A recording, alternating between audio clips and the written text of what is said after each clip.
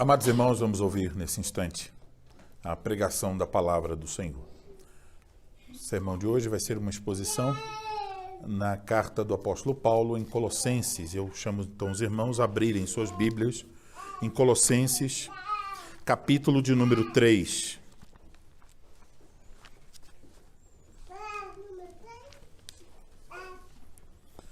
Colossenses, capítulo 3.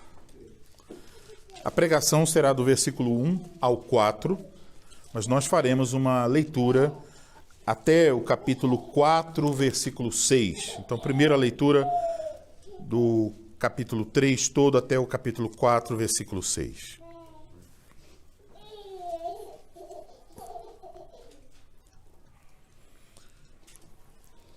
Assim diz a palavra do Senhor.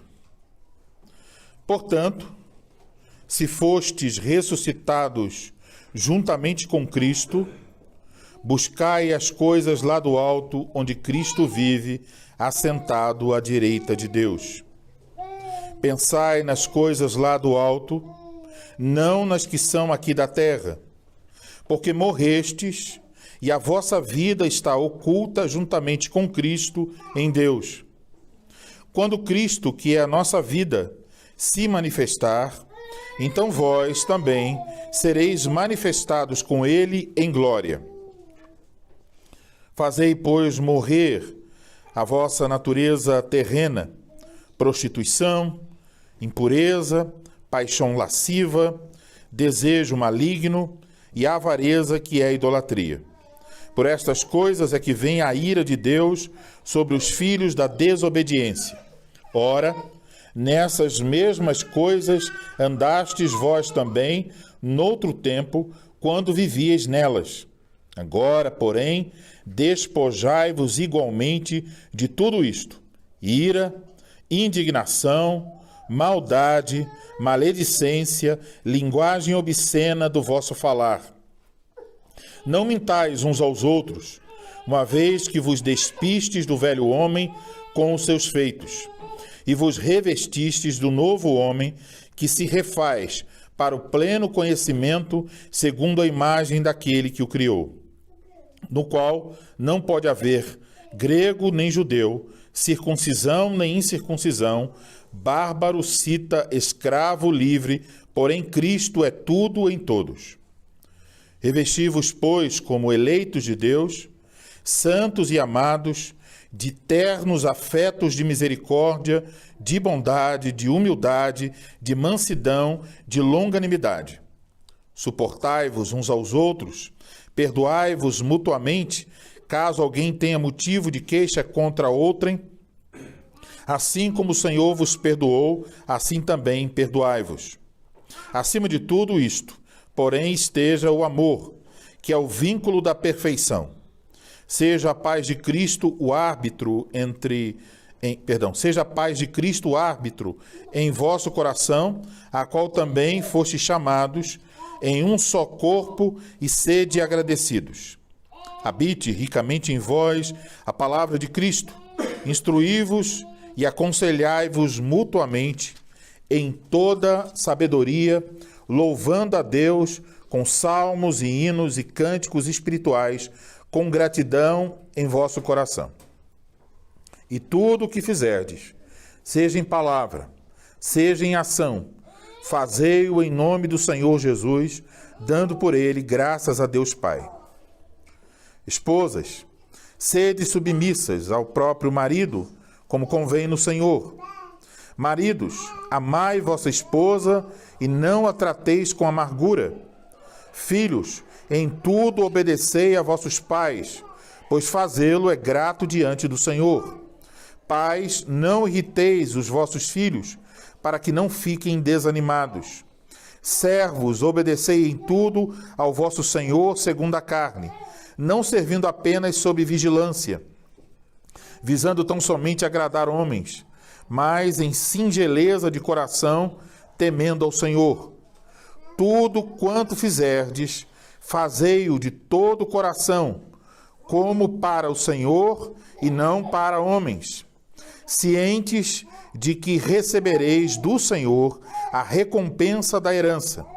A Cristo o Senhor é que estais servindo, pois aquele que faz injustiça receberá em troco a injustiça feita, e nisto não há acepção de pessoas. Senhores, tratai os servos com justiça e com equidade, certos de que também vós tendes Senhor no céu. Perseverai na oração, vigiando com ações de graças. Suplicai ao mesmo tempo também por nós, para que Deus nos abra porta à palavra, a fim de falarmos do mistério de Cristo, pelo qual também estou algemado, para que eu o manifeste, como devo fazer. Portai-vos com sabedoria para com os que são de fora. Aproveitai as oportunidades. A vossa palavra seja sempre agradável, temperada com sal, para saberdes como deveis responder a cada um. Agora, vamos voltar ao início do capítulo 3 e ler novamente o texto da pregação. Versículos de 1 a 4. Colossenses 3, de 1 a 4. Portanto, se fostes ressuscitados juntamente com Cristo, buscai as coisas lá do alto, onde Cristo vive, assentado à direita de Deus. Pensai nas coisas lá do alto, não nas que são aqui da terra, porque morrestes, e a vossa vida está oculta juntamente com Cristo em Deus. Quando Cristo, que é a nossa vida, se manifestar, então vós também sereis manifestados com Ele em glória. Até aí, a leitura da palavra do Senhor. Vamos orar ao Senhor nosso Deus. Pai Celestial, Deus eterno, bendito e justo, acabamos de ler a Tua palavra e pedimos a Tua graça para que agora, ao ouvirmos a exposição da Tua palavra, de igual modo o Senhor nos fale. Não permita, Senhor, que nosso coração fique indiferente à Tua palavra, mas que Teu Espírito nos conduza àquele ouvir atento, aquele ouvir que toma para si as palavras, aquele ouvir que come a palavra do Senhor, que dela se alimenta.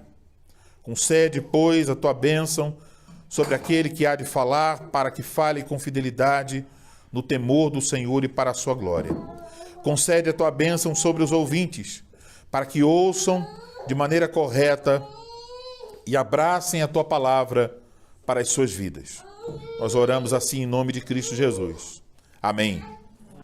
Amados no Senhor Jesus Cristo, uma das coisas que nós sabemos sobre esta carta, a carta de Paulo aos Colossenses, é que nela o apóstolo Paulo está lidando com uma falsa doutrina que havia se infiltrado na igreja em Colossos.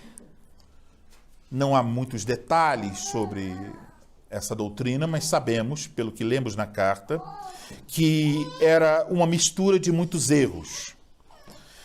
Mas, em resumo, então, era uma negação da divindade e da suficiência de Cristo Jesus. Isso era o resumo do erro em Colossos. Uma negação da divindade e da suficiência de Cristo Jesus. Por isso, então, nos 2 primeiros capítulos desta carta, o apóstolo Paulo se preocupou em corrigir este erro.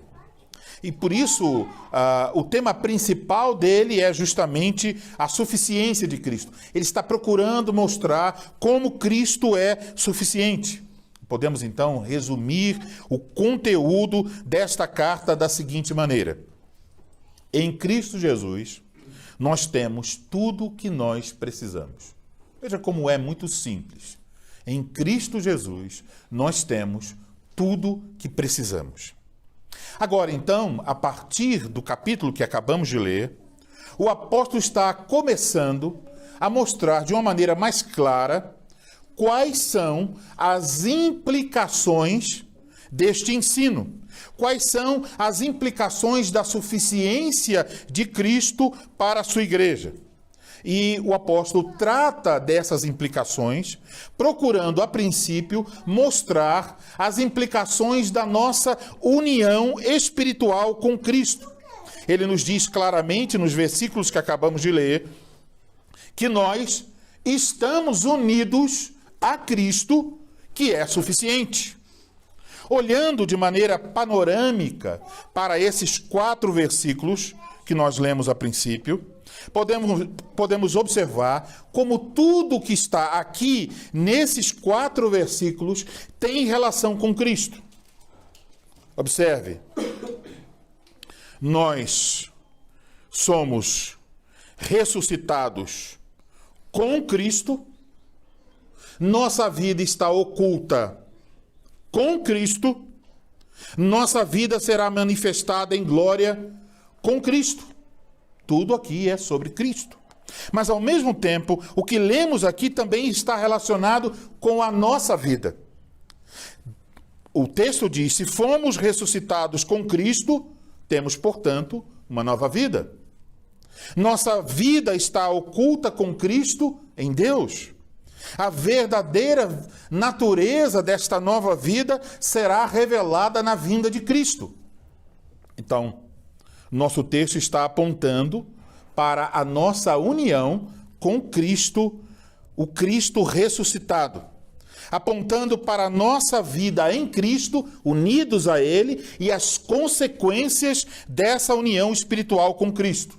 É por isso, então, que nessa tarde eu vos anuncio a palavra de Deus sobre o seguinte tema: as implicações de nossa união com Cristo. Isso que vamos observar. As implicações de nossa união com Cristo. Em primeiro lugar, eu quero chamar a sua atenção para o início do versículo 3, para o portanto que temos aí. Portanto, se fostes ressuscitados juntamente com Cristo. Esse, portanto, indica que o que nós temos a partir desses versículos é uma conclusão da doutrina que foi exposta nos versículos anteriores, o 1 e 2, nos capítulos anteriores, capítulo 1 e 2. As doutrinas, as práticas e regras dos falsos mestres que desejavam, então, iludir os membros da igreja em Colossos não eram suficientes para fazer com que eles vencessem o pecado e eles vivessem para Deus. Muitas regras ofereceram os falsos mestres, mas isso não foi útil para a vida piedosa. E a razão é óbvia, que essas regras que os falsos mestres estavam tentando colocar para a igreja em Colossos eram, no final, uma tentativa de alcançar a salvação por métodos humanos. À luz do que lemos, não só nessa carta, mas em toda a Bíblia, isso não só é impossível, como também é desnecessário. E por quê? A razão e a resposta para isso aqui na carta é: não precisamos tentar alcançar a nossa salvação por métodos humanos, porque a nossa salvação está em Cristo e Cristo é suficiente para nos salvar. É isso que diz o Evangelho, é isso que a verdadeira fé abraça. Cristo em toda, não parcialmente, não um pedaço, mas Cristo em toda a suficiência é a proclamação do Evangelho. À luz do que acabou de dizer, então, sobre a suficiência de Cristo, o apóstolo conclui: portanto, se fostes ressuscitados juntamente com Cristo. Essa expressão, se fostes, pode dar a ideia de que talvez temos aqui uma certa dúvida sobre se isso tinha ocorrido ou não lá na igreja entre os irmãos em Colossos. Mas essa ideia de dúvida não está no texto original. Pelo contrário, o texto original sugere aqui uma convicção. Realmente isso aconteceu. Poderíamos traduzir assim: portanto, já que vocês ressuscitaram com Cristo, isto é o sentido. Não está colocando em dúvida a ressurreição deles em Cristo, mas concluindo, afirmando que ela aconteceu. O apóstolo relaciona, então, a ressurreição física de Cristo. Depois de sua morte, no terceiro dia, o Senhor Jesus Cristo ressuscitou dentre os mortos. Morreu e ressuscitou. Paulo fala da ressurreição física de Cristo e relaciona isso com nossa ressurreição espiritual. Conforme o capítulo 2, versículo 12 de Colossenses, essa ressurreição espiritual é simbolizada pelo batismo. Diz lá o texto: tendo sido sepultados juntamente com ele no batismo, no qual igualmente fostes ressuscitados mediante a fé no poder de Deus, que o ressuscitou dentre os mortos. Estamos unidos espiritualmente a Cristo.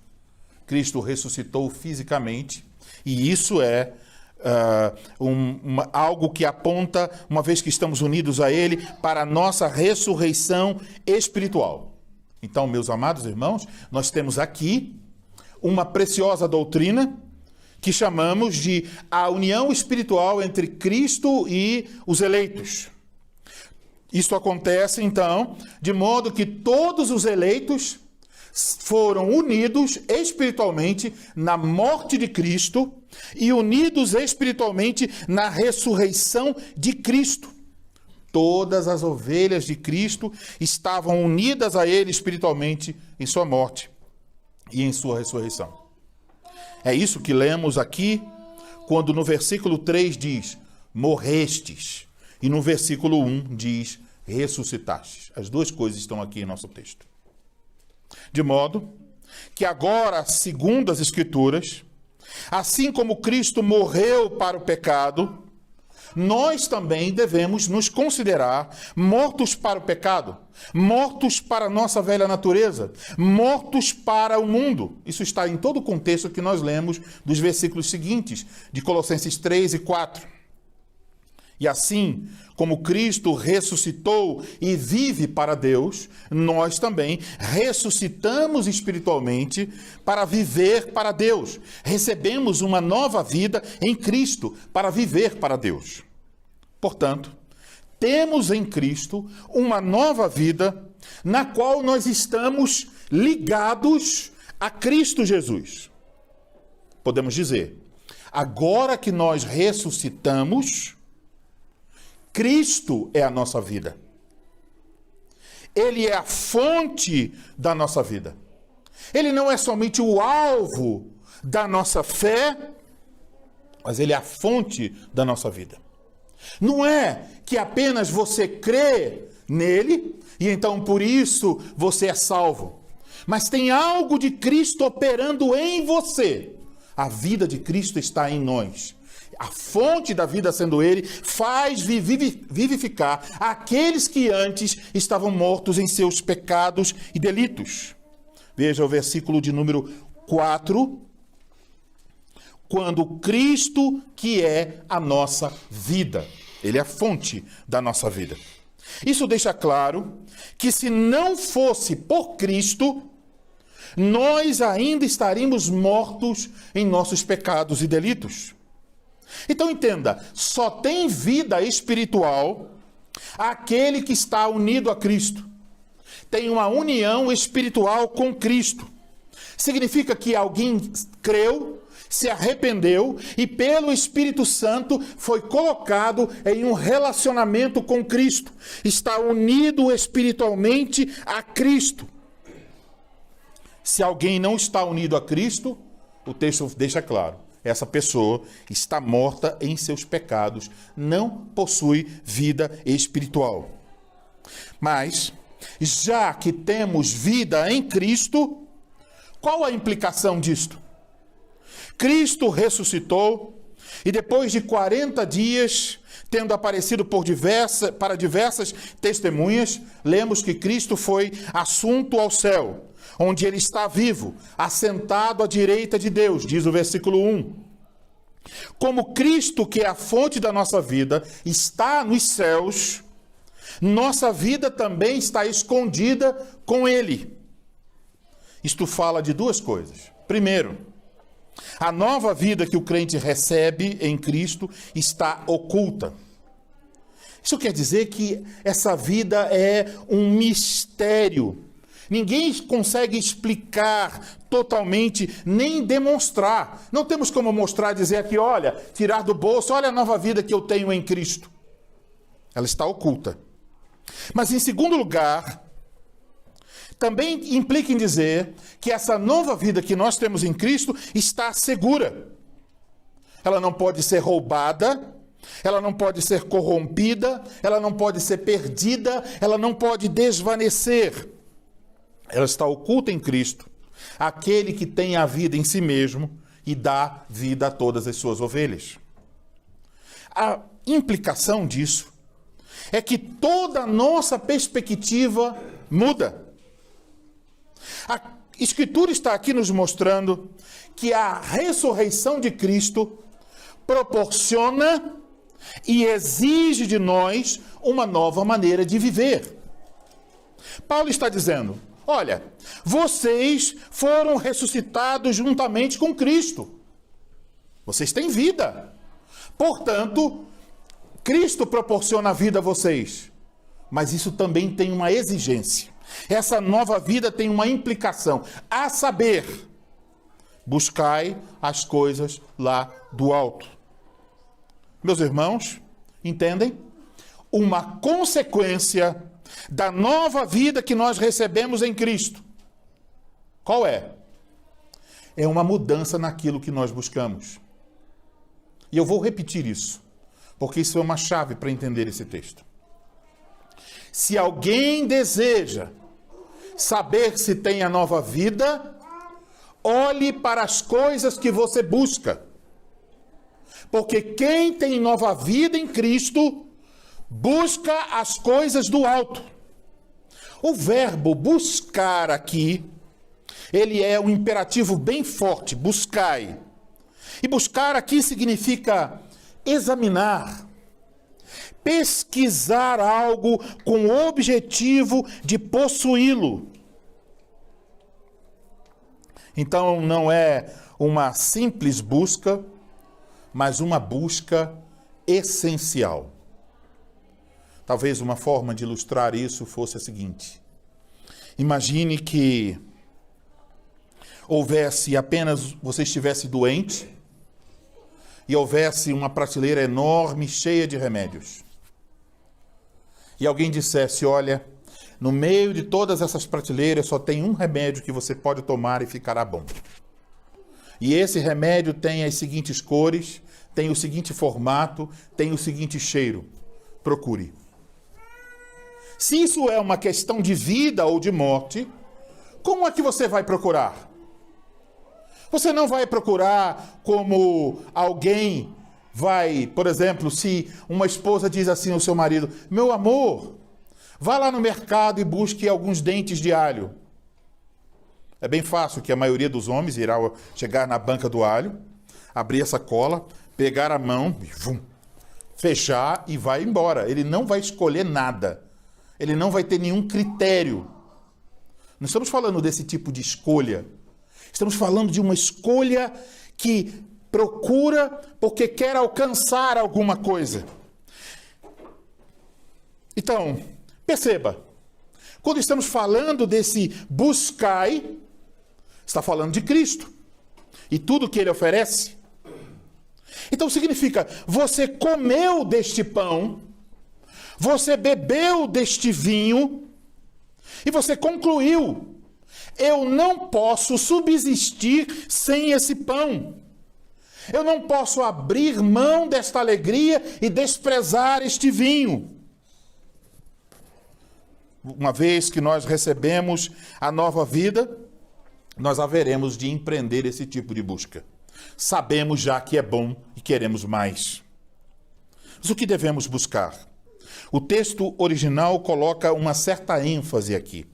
No português diz, buscai as coisas lá do alto. No texto grego começa com as coisas, diz, as coisas lá do alto. Para chamar a atenção, o que vai ser buscado? As coisas lá do alto estejais buscando. A linguagem aqui é mais figurada que literal. Não é que você vai andar pela rua com a cabeça erguida para o céu procurando OVNIs. Aqui, na verdade, o sentido é dar um contraste entre aquilo que é terreno e transitório, que nós podemos ver neste mundo e que estamos buscando todo o tempo, e aquilo que é celeste e eterno. O que o Espírito está nos dizendo por sua palavra é que nós devemos fixar a nossa ambição na busca de tudo que está relacionado com Cristo que está à direita de Deus Pai. É isso. A sua ambição deve estar voltada a Cristo que está sentado à direita de Deus Pai. Já que morremos e ressuscitamos com Cristo e nossa vida está escondida nele, significa que nós vamos ter um desejo, um ardor, uma ambição de buscar mais e mais, não o que ele pode dar, não o que ele pode fazer, mas ele mesmo, Cristo. Como o contexto indica, isso implica em fazer morrer a nossa velha natureza. Capítulo 3, versículos 5 ao 11. Implica em nos revestirmos como eleitos de Deus, santos e amados. Versículo 12 até o capítulo 4, versículo 6. Diferentes modos são explicados ali. Agora, quando você lê que é preciso mortificar-se, onde nós podemos obter o poder para tal mortificação? Onde nós podemos obter a graça para vivermos de modo digno da nossa vocação? Tudo isso vem depois dos versículo 4.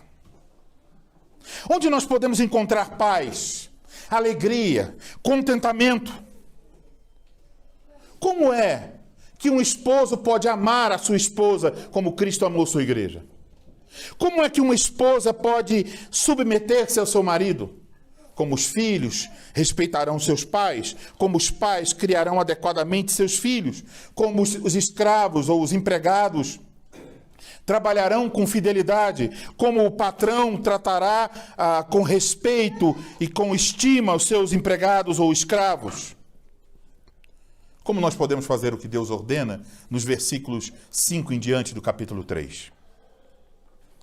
Se você olhar com sinceridade para o mais íntimo do seu ser, se houvesse uma maneira de aproximar-se de um espelho da alma e olhar a sua alma por esse espelho,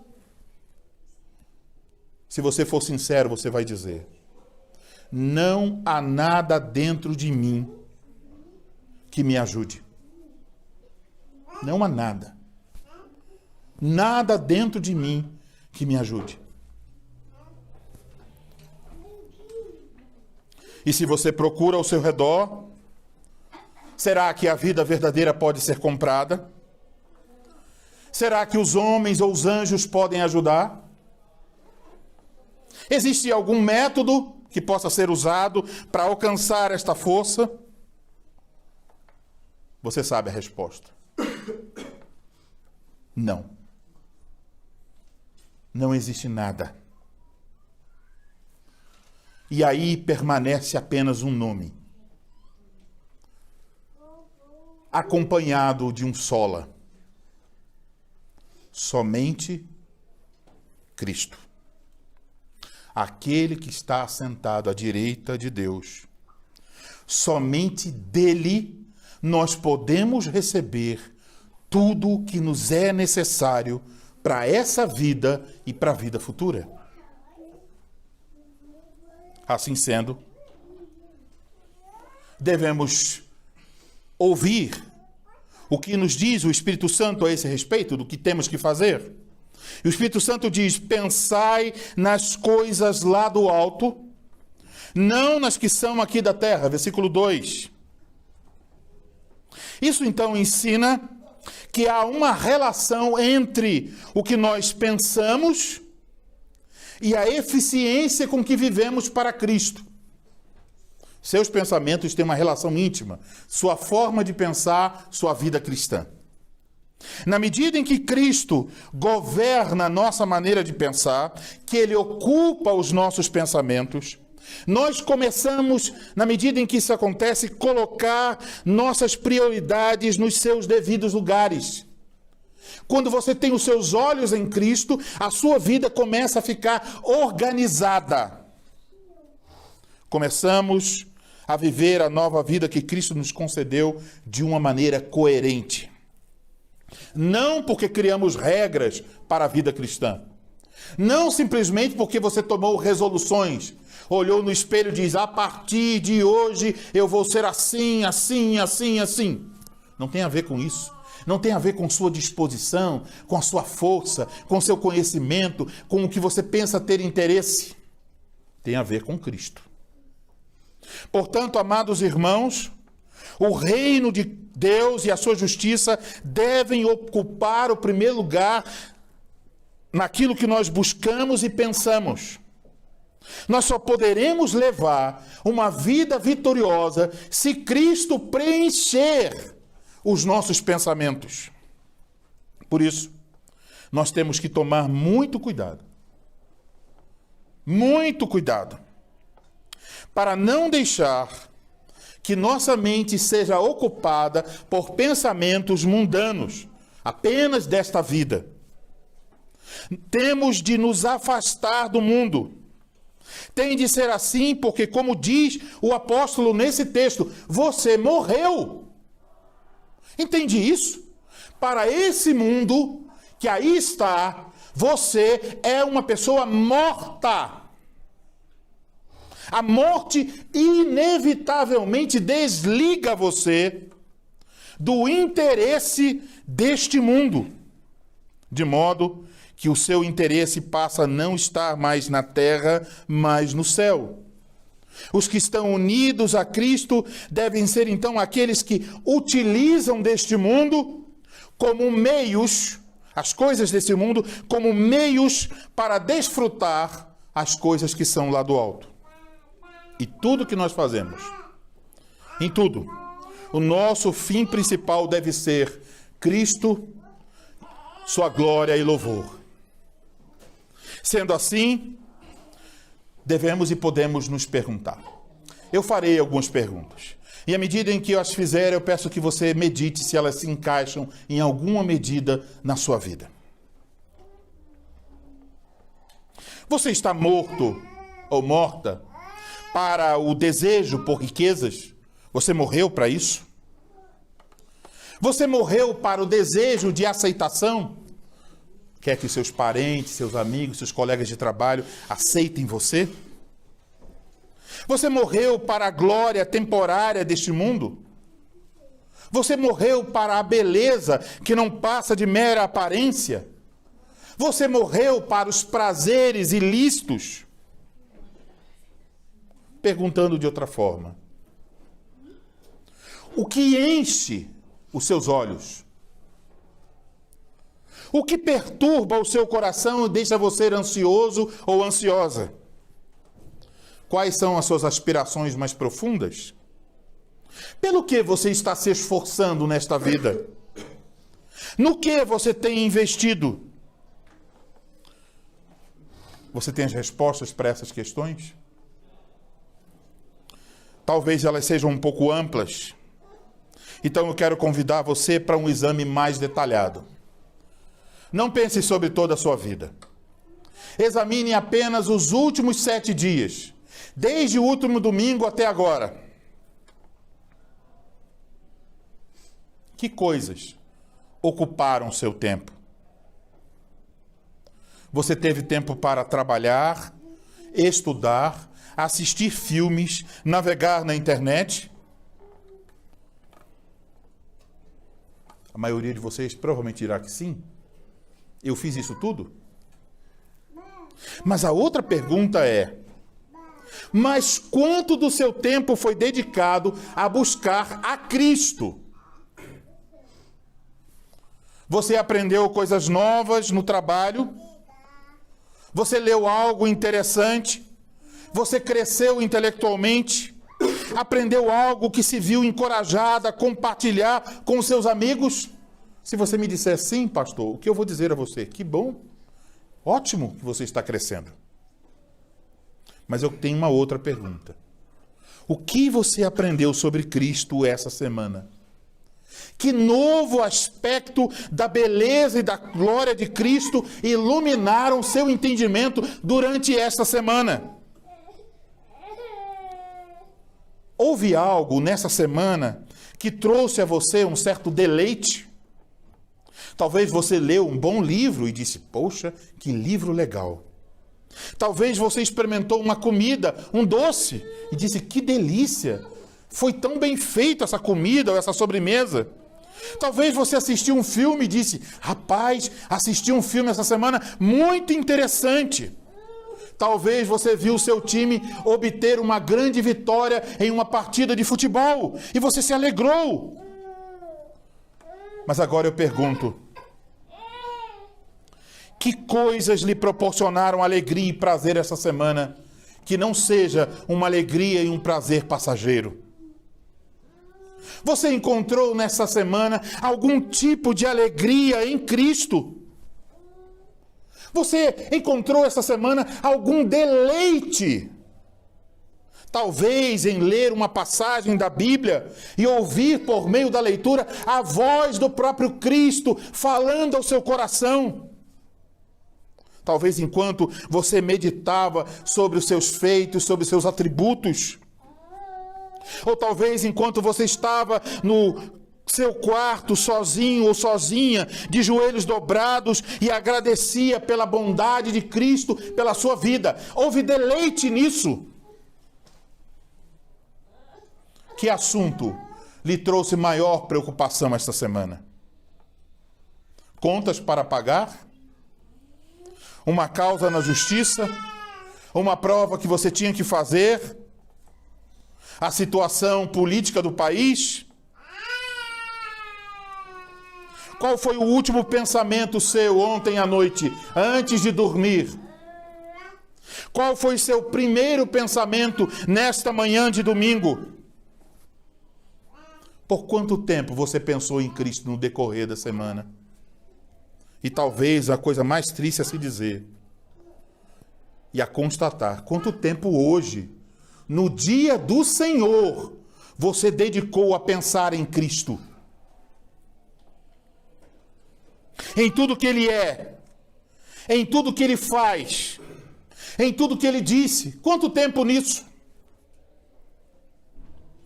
A falta de recursos para pagar as contas preocupa.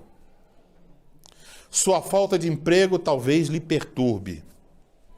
A doença que você enfrenta talvez faça você ficar inquieto. Preocupações quanto ao seu futuro também costumam deixar você preocupado. Mas a minha pergunta é, você também está preocupado com a sua falta de crescimento espiritual? Você se preocupa quando você não confessa seus pecados? Você se preocupa quando percebe que você não tem tanta comunhão com seus irmãos como deveria? Quando você falta o culto por alguma razão, você sente tristeza em seu coração? Ao olhar para o seu crescimento, você sente que é menor do que deveria ser e isso lhe incomoda e traz algum tipo de tristeza? Entendam, meus queridos irmãos, nós sempre arrumamos tempo para aquilo que nos interessa. Se uma pessoa ama futebol, ela arrumará um tempo para assistir o futebol. Se uma pessoa ama fazer palavras cruzadas, ela conseguirá um tempo do seu dia para as palavras cruzadas. Você tem tempo para Cristo? Não me refiro aqui àquelas devoções que muitas vezes nós corremos o risco de fazê-las de forma corrida e mecânica. Rapidamente, com o coração frio, longe de Cristo. Se o pastor ou o presbítero me perguntar, você está lendo a Bíblia? Eu vou dizer, estou. Você está orando? Estou. Mas não temos alegria e prazer nisso. Surge então a pergunta, o que realmente lhe interessa? O que realmente você está buscando? O que realmente traz satisfação, consolo ao seu coração? Lembre-se das palavras de advertência do Senhor Jesus Cristo. Onde está o teu tesouro, aí também estará o teu coração. O seu interesse mostra o que tem valor para você. Com isso, não quero dizer que nós não vamos estudar, que não vamos trabalhar ou que não vamos nos divertir. Uma grande parte das coisas que eu acabei de mencionar são necessárias e legítimas, proveitosas. Mas ouçam o que Jesus disse sobre os dias de Noé. Pois assim como foi nos dias de Noé, também será a vinda do Filho do Homem. Porquanto, assim como nos dias anteriores ao dilúvio, comiam e bebiam, casavam-se e davam-se em casamento, até ao dia em que Noé entrou na arca, e não o perceberam, senão quando veio o dilúvio e o levou a todos. Assim será também a vinda do Filho do Homem. As pessoas, no tempo de Noé, buscaram apenas as coisas da terra e se esqueceram das coisas do alto. Até que tudo pelo qual eles buscavam, tudo que eles amavam, tudo no qual eles tinham prazer, foi submerso pelas águas do dilúvio. Assim também será quando Cristo voltar. Tudo agora que parece ter valor para os homens que estão buscando avidamente essas coisas, tudo isso perecerá. Repentinamente, todas as coisas que o mundo valoriza perderão seu valor, serão reduzidas a pó. Mas os que buscam as coisas do alto, os que têm uma nova vida com Cristo, têm esta preciosa promessa de que quando Cristo, que é a nossa vida, se manifestar, então também sereis manifestados com Ele. Quando Jesus voltar, a natureza da nossa vida com Cristo deixará de ser secreta. Está ligada a Cristo. Ela se revelará na volta de Cristo. Como diz a Escritura. Amados, agora somos filhos de Deus e ainda não é manifestado o que havemos de ser, mas sabemos que quando Ele se manifestar, seremos semelhantes a Ele, porque assim como é, o veremos. 1 João 3,2. Agora parece muitos que a nossa vida é chata. As pessoas podem olhar e dizer: olha a vida desses crentes, eles não se divertem. É uma vida sem alegria. Mas quando Cristo voltar, o mundo verá o valor e a beleza da nossa vida em Cristo. Amados irmãos em Cristo Jesus, Ele haverá de voltar. E se realmente estamos unidos a Ele, temos uma nova vida. Uma nova vida que agora se revela naquilo que nós estamos buscando. Antes de conhecer a Cristo, nós tomávamos então as nossas próprias decisões, baseados no que nós considerávamos melhor para nós. Em primeiro lugar estava a nossa satisfação egoísta. E isso incluía todo tipo de atividade pecaminosa. Mas vejam, Cristo transformou o nosso modo de viver. Agora, então, os mundos e os seus valores não têm a mesma importância para nós. Reconhecemos que a nossa existência depende de Cristo. Nós não pertencemos a nós mesmos, pertencemos a Cristo. Somos de Jesus e todas as nossas decisões devem ser baseadas na realidade que nós estamos mortos para o mundo e vivemos para Cristo. Cristo é a fonte da nossa vida. E na medida em que nós conhecemos mais a Cristo, que vemos a sua glória, que recebemos a sua vida, que provamos sua doçura, que conhecemos a respeito da nossa união com Ele, quem poderá conquistar o nosso coração? Quem irá tirar Cristo dos nossos pensamentos? O que o mundo pode oferecer a quem tem o maior de todos os tesouros? Amados irmãos, nós temos esse tesouro. Cristo, nosso maravilhoso Salvador. A vida da nossa vida, a fonte da nossa alegria, o alvo das nossas afeições, o alimento e bebida da nossa alma. Buscai Tomai, comei, vivei. Amém.